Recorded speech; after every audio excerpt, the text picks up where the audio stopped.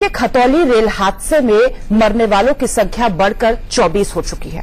इस बीच एक audio clip से बड़ा खुलासा हुआ है। आपको बताया ये जा रहा है कि ऑडियो टेप एक गेटमैन का है, जिसमें उसने खुलासा किया है कि यह हादसा रेलवे की लापरवाही की वजह से हुआ है। आइए आपको सुनाते हैं कि ऑडियो क्लिप में क्या गेटमैन ने कहा है और कैसे हुआ है इतना बड़ा लापरवाही को लेकर खुलासा। सुनिए। क्या हुआ था भाई? एक मेरा जैसा ही जय आया हमारा। हाँ बिल्कुल मेरा जैसा ही है बस। हाँ अच्छा। इसका एक तो कोई कहना नहीं मानता था, बस जब से साजिद गया एक तो यह दिक्कत हुई यहाँ। एक काम कोई करना नहीं चाह रहा था, बस आधा घंटा खड़ा अपना क्वार्टर में पड़ गया। हाँ ये मुझे सुधीर बता रहा था, ऐसे ही बता रहा, बोले आजकल हाँ की मैंने तो कोई नहीं जा रहा। अच्छा हाँ बस कोई बैठ पर चला जा, गेट में बैठ कर बैठ पर वापस आ जा।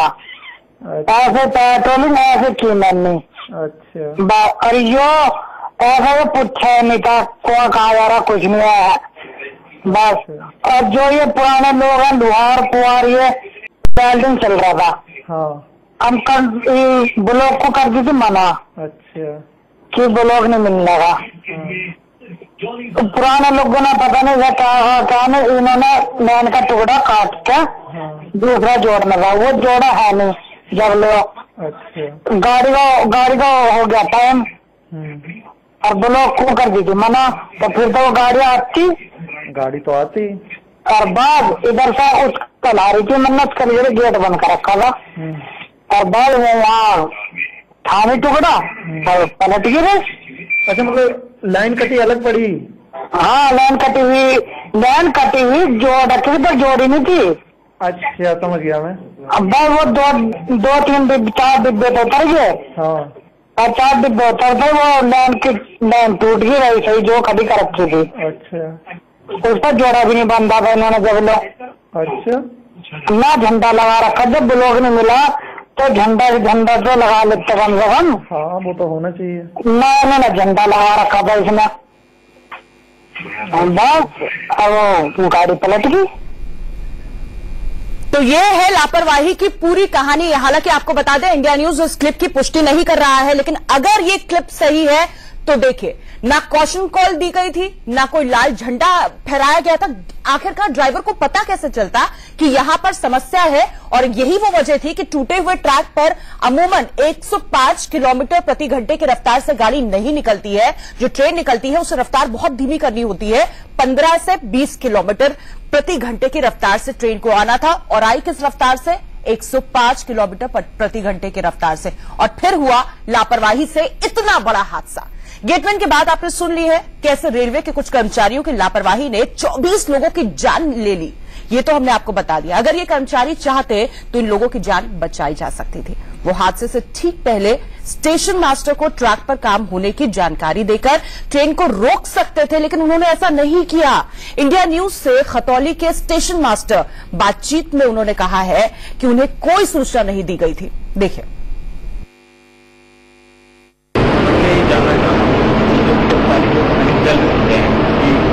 काम चल रहा था और रेलवे प्रशासन का कहना है नहीं चल रहा था, तो क्या सच्चाई क्या है? की बात अधिकारी बताए। आपकी नॉलेज में था कि रेलवे ट्रैक पर कोई काम चल रहा था? कोई क्या ट्रेन के ड्राइवर को आपकी तरफ नहीं ना कोई काम चल रहा था यहाँ पे चालते हुए, कोई ट्रेन से भी नहीं था, लेकिन बरसाते नहीं। एक चीज है जनरली इस दिन की क्या स्पीड रहती है जब ये स्टेशन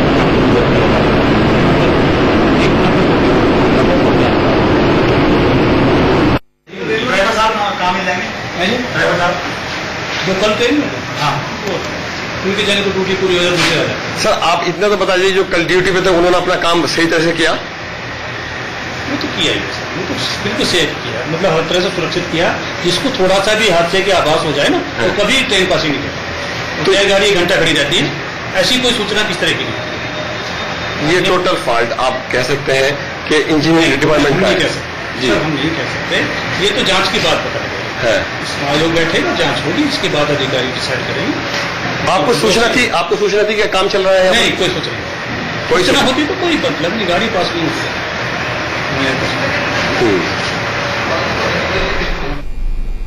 तो गलती किसी भी वर्कर की नहीं थी, लेकिन हैरान कर देने वाली एक बात आपको बताते हैं। जब यह हादसा हुआ है उसके बाद से गैंगमैन फरार हो गया है, लोहार फरार हो गया है, जेई भी फरार हो गया है, उसका फोन भी स्विच ऑफ आ रहा है, लेकिन गलती किसी की नहीं थी।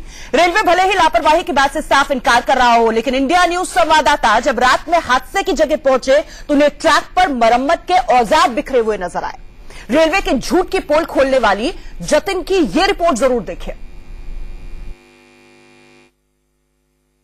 हर हादसा अपने पीछे कोई ना कोई सवाल जरूर छोड़कर जाता है और कलिंग उत्कल एक्सप्रेस वाला ये हादसा भी, ये दर्दनाक हादसा भी कई सवाल छोड़कर गया है। और सवाल सबसे बड़ा ये है कि क्या ये हादसा रोका जा सकता तो इसका जवाब है हाँ, क्योंकि एक लापरवाही ने तमाम जिंदगियां छीन ली। इस वक्त हम ठीक उस जगह पर मौजूद हैं जहां पर ये कहा जा रहा है कि रेलवे का कुछ काम चल रहा था और ट्रेन को यहां पर स्लो किया जाना था। पुलिस अपनी जांच पड़ताल यहां पर कर रही है, तमाम एविडेंस यहां से कलेक्ट किए जा रहे हैं, क्योंकि हादसे की वजह, पुख्ता वजह खंगालने की कोशिश यहां पर की जा रही है। जो आसपास के लोग हैं उनका ये कहना है कि इससे कुछ दिन पहले भी जब यहां काम चल रहा था तो एक पैसेंजर ट्रेन भी इस हादसे का शिकार होते होते बची थी। जो तस्वीरें आप देख रहे हैं, ये औजार यहां देख रहे हैं, ये वो औजार हैं जो रेलवे के कर्मचारियों के औजार हैं और यहाँ पर रेलवे का कुछ काम चल रहा था। और कहा यह जा रहा है कि यहाँ पर वो सिग्नल नहीं दिया गया था जिसमें ये कहा जाना था कि ट्रेन यहाँ पर स्लो हो, और वो ट्रेन स्लो नहीं हुई और हादसे का शिकार हो गई। एक एक तस्वीर इंडिया न्यूज आपको दिखाने की कोशिश कर रहा है और हम ये समझाने की कोशिश कर रहे हैं कि आखिरकार ये हादसा क्यों हुआ। देखिए, ये चीजें पूरी तरह से एविडेंस है कि यहाँ पर रेलवे का कुछ काम चल रहा था और वहां सामने आप देखिए वो पटरी वहां से टूट गई जब ये हादसा हुआ। अगर यहाँ पर ट्रेन स्लो हुई होती तो शायद ये हादसा नहीं हुआ होता। कुछ लोग ऐसे थे जो अंदर से चीखते चिल्लाते रहे और उनकी जान नहीं बचाई जा सकी, क्योंकि ट्रेन की रफ्तार जो कहा जा रहा है 105 किलोमीटर प्रति घंटा उस समय थी जिस समय हादसा हुआ। और अगर वो सिग्नल मिल गया होता जिसमें ये कहा गया होता कि यहाँ पर काम चल रहा है तो शायद इतना बड़ा हादसा नहीं होता। हर हादसा कोई ना कोई सवाल छोड़ता है, लेकिन ये हादसा ये सवाल जरूर छोड़ गया है कि शायद अगर रेलवे के कर्मचारियों ने या रेलवे में जिस भी स्तर पर ये लापरवाही हुई, अगर वो लापरवाही नहीं हुई होती तो मासूम जिंदगियों को बचाया जा सकता था, इतना बड़ा हादसा होने से रोका जा सकता था। हालांकि रेल राज्य मंत्री खुद यहां पहुंचे और उन्होंने हादसे की जांच की बात कही है और उत्तर प्रदेश के मुख्यमंत्री ने भी मुआवजे का मरहम लगाने के बाद जांच की बात कही और जांच के बाद तमाम तस्वीर साफ होगी। लेकिन क्या वही सवाल फिर भी खड़ा है कि इस हादसे, इस बड़ी लापरवाही के बाद भी रेलवे कोई सबक लेगा? मुजफ्फरनगर के खतौली से कैमरामैन पंकज के साथ जतिन गोस्वामी, इंडिया न्यूज। और इस वक्त की बड़ी खबर आपको बता दें, कलिंग उत्कल एक्सप्रेस रेल हादसे में बड़े अफसरों पर गाज गिर सकती है। सूत्रों के मुताबिक नगन रेलवे के general manager R K. Kulshreshtha, DRM R M. Singh के तबादले हो सकते हैं। इसके अलावा senior divisional engineer, senior section engineer civil, permanent way inspector को पूरी जांच होने तक निलंबित भी किया जा सकता है। रेल मंत्रालय शाम 7 बजे के बाद करेगा कार्रवाई का ऐलान। आपको याद दिला दें, रेल मंत्री ने दरअसल रेलवे बोर्ड के चेयरमैन को शाम तक रिपोर्ट देने को कहा है और ये कहा है कि आप जिम्मेदारी तय करिए कि इतना बड़ा हादसा हुआ कैसे। रुक कर सकते हैं हम रेल भवन से, हमारे संवाददाता मनोहर केसरी हमारे साथ मौजूद है। मनोहर, क्या जानकारी मिल रही है, क्योंकि शाम तक रिपोर्ट भी आनी है, क्या रिपोर्ट के आने के बाद ये घोषणाएं होंगी? बिल्कुल कविता, जिस प्रकार से आज दोपहर में मेंबर ट्रैफिक मोहम्मद जमशेद ने भी इस बात को कही कि और उन्होंने संकेत दिया कि ये पूरा जो है सो पूरी तरह से लापरवाही इंजीनियरिंग की तरफ से हुई है और बड़े अधिकारियों पर भी गाज गिर सकती है। उन्होंने ये बात जरूर की, जो ऑडियो क्लिप हमने दिखाया है उस ऑडियो क्लिप की उन्होंने चर्चा भी की है और उन्होंने कहा है कि उसमें प्राइमा फेसी जो बात आ रही है कि पटरी पर काम चल रहा था और वो गेटमैन जिसकी आवाज आपने सुनी है कविता, तो गेटमैन ने जिस प्रकार से रेल कर्मी से बातचीत की है तो उसमें वो बात कही कि काम चल रहा था और कोई जानकारी उन्हें नहीं दी गई। तो इस बात का जिक्र उन्होंने मोहम्मद जमशेद ने भी किया है और देर शाम तक जो है सो इन तमाम अधिकारियों पर गाज गिर सकती है और पूरी मीटिंग भी हो चुकी है। तो अभी इंतजार किया जा रहा है कि वहां पर जो रिस्टोरेशन का काम चल रहा है तकरीबन 7 बजे तक ये बताया जा रहा है पूरी तरह से ट्रैक खाली करा लिया जाएगा और रात 10 बजे तक जो है सो रेल रूट पर रेल परिचालन सेवा शुरू कर दी जाएगी। लेकिन फिलहाल यही स्थिति है कि देर शाम तक इन अधिकारियों पर गाज गिरती है या नहीं गिरती है, लेकिन हमारे सूत्र कह रहे हैं कि रेल मंत्रालय क्योंकि इंतजार अब रिपोर्ट के आने का है और देश बेसब्री से इंतजार कर रहा है कि आखिरकार 24 मौतों का गुनहगार कौन है। हम रुक कर सकते हैं जतिन खतौली से हमारे साथ बने हुए हैं। जतिन, हैरानी की बात, स्टेशन मास्टर आखिरी वक्त तक ये कबूल नहीं कर रहे हैं कि लापरवाही का कोई मामला हुआ है। वो कह रहे हैं कोई लापरवाही नहीं हुई है। क्या वो इस सवाल का जवाब दे पाए कि अगर लापरवाही नहीं हुई है तो लोहार है वो क्यों भाग गया, जो जूनियर इंजीनियर है वो क्यों भाग गया, उसका फोन क्यों स्विच ऑफ जा रहा है?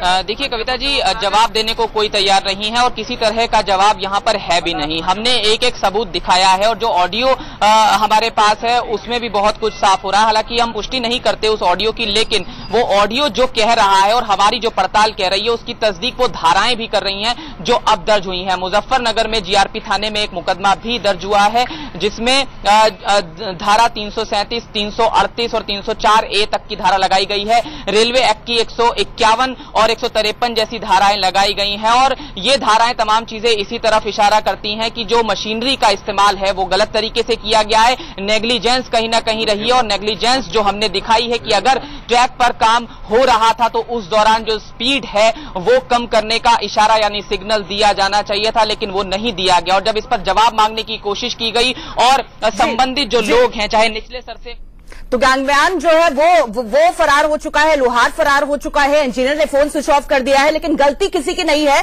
और अब जब गाज गिरेगी तब तय होगा कि गलती किसकी थी। बहुत बहुत शुक्रिया जतिन इस तमाम जानकारी के लिए आपका। मनोहर केस से आप भी नजर बनाए रखिए क्योंकि लौटेंगे आपके पास और ये जानेंगे कि रिपोर्ट में क्या आता है सामने। इसी के साथ हमें रुकना होगा कुछ पलों के लिए, लेकिन जब वापस लौटेंगे तो हादसे के चश्मदीदों का दर्द आपको दिखाएंगे। उन्होंने 24 लोगों की जिंदगी छीन ली, 24 परिवार बेसहारा हो गए। मुजफ्फरनगर रेल हादसे ने लोगों को जीवन भर का दर्द दे दिया। लोगों ने अपनी आंखों के सामने अपनों को खो दिया। इंडिया न्यूज संवाददाता से बातचीत में लोगों ने दहशत के वो पल एक बार फिर से याद किए। वो मंजर कैसा था, आइए देखते हैं उन्हीं की आंखों से। इस हादसे में किसी ने अपने बेटे को खोया, किसी ने अपनी मां को, तो किसी ने अपनी बहन को। और इस पूरे हादसे के बाद जो लोग किसी तरीके से अपनी जान बचाने में कामयाब रहे, अब उन्होंने पास की एक मंदिर में शरण ली है। आप देख सकते हैं ये सभी लोग मुसाफिर हैं जो कि इस ट्रेन के अंदर सवार थे और किसी तरीके से इनकी जान बची। तो अब ये लोग यहाँ पर आकर मंदिर में ठहरे हुए हैं। किसी की बेटी का पता नहीं चल पा रहा है तो किसी के भाई का कुछ पता नहीं चल पा रहा है। आप देख सकते हैं किसी के हाथ में चोट लगी है तो किसी के पैर में। बाबा, आप कितने लोग थे इस ट्रेन के अंदर? जब सत्यराज भी कहाँ से आए थे, कहाँ जा रहे थे? बस जगदीशपुरी से आ रहे, राजस्थान के आदमी राजस्थान के और हरिद्वार को जा रहे साहब। रीना हमारे साथ मौजूद है, ग्वालियर से आ रही थी, हरिद्वार जा रही थी। 2 बच्चे साथ थे, भतीजा भी था। बच्चे तो मिल गए हैं लेकिन भतीजे का अभी तक कुछ पता नहीं चल पाया है। कई घंटे बीत चुके हैं और रो रो कर बुरा हाल है। पति हैं जो कि खुद अपने भतीजे को ढूंढ रहे हैं यहाँ तहाँ, कुछ नहीं पता चल पाया भतीजे का। हॉस्पिटल जा रहा हूँ सब बच्चों को लेकर, वहाँ देखता। कितना बड़ा था भतीजा आपका? 22 साल की।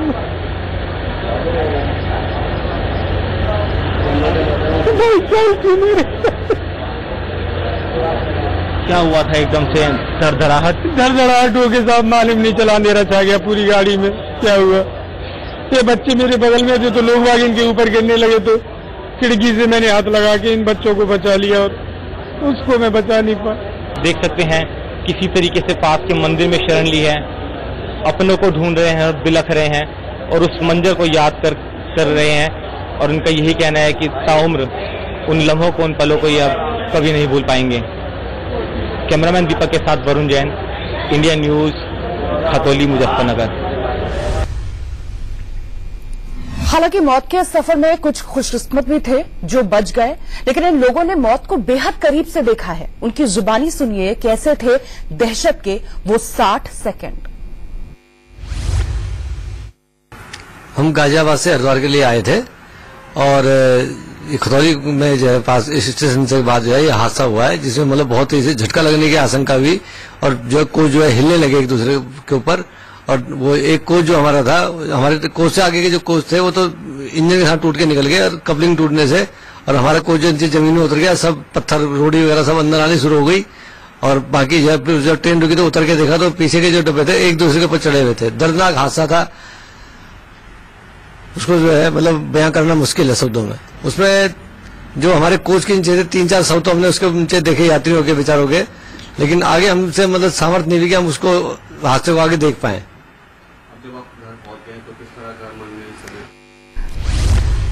अब तक गनीमत सिर्फ एक बात की रही है कि रेल मंत्री ने सामने आके ये नहीं कहा अगस्त का महीना है, अगस्त के महीने में तो रेल हादसे होते ही रहते हैं। फिलहाल उन्होंने सीआरबी को जरूर ये कहा है कि शाम तक तय करें दोषी कौन।